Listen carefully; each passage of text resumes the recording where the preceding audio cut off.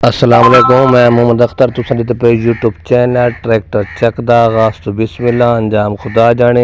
जित्थां तुहाडा पैर होवे उत्थां ही तक खैर होवे। वसदे रहो ते हसदे रहो।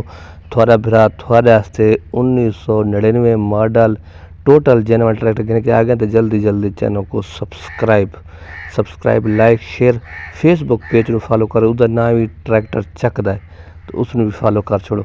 बाकी ये देखनो कंडीशन थोड़े सामने मुकम्मल वीडियो देख सो, तस्वीरें देख सो। टोटल जेनवन ट्रैक्टर है। अगले टायर थोड़े सामने 14 ने, पिछले टायर पक्के 13.5 ने, शो दा 13 ने, तले 13 ने।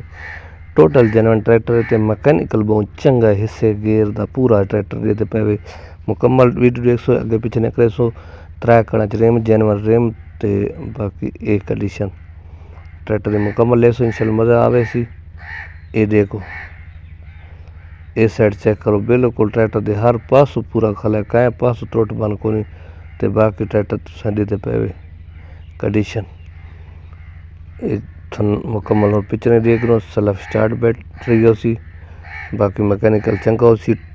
पक्का 99 मॉडल हो सी, 1999 मॉडल 640 75 HP बेहतरीन ट्रैक्टर, साफ ते सुथरा ट्रैक्टर ते जट्टां कोल दे थल दा ट्रैक्टर, बच्चो है ट्रैक्टर। ये ट्रैक्टर फॉर सेल है। जिस प्यारे भाई पास आवे सत बिस्मिल्लाह जी आया नू ट्रैक्टर घिन के देसो तो मुनासिब करवा के देसो। ट्रैक्टर तुसां चेक करो, तसल्ली नाल देखो। ट्रैक्टर दी मुकम्मल थोको लुक मैं चेक करा देना। ट्रैक्टर दी सोहनी प्यारी मुकम्मल लुक है। ट्रैक्टर चेक करो तसल्ली दे नाल। कीमत थोक दसण वाला कीमत भी दसा देना। ट्रैक्टर देखना लोकेशन थोड़ा दसा देसा, नंबर दे देसा, नंबर ते रब्ता करे सो आवे सो। ते बाकी ट्रैक्टर तुसां दिते पे थोड़े सामने 1999 मॉडल सेल्फ स्टार्ट। बाकी इसकी कीमत ही थोक दसण वाला कि इसकी क्या मालिक डिमांड करन। बाकी लोकेशन थोड़ा दसा देवां कि लोकेशन ज़िला बखर, इलाका नवा जंडा वाला। नवे जंडा वाले दे इर्द गिर्द नज़दीक खला है। नंबर थोड़ा मैं दे देना, नंबर ते रब्ता करे सो। 2 नंबर देसा, दोहां ते कॉल व्हाट्सएप नंबर इन उससे रब्ता करके आ सकदे वे, गिन सकदे वे।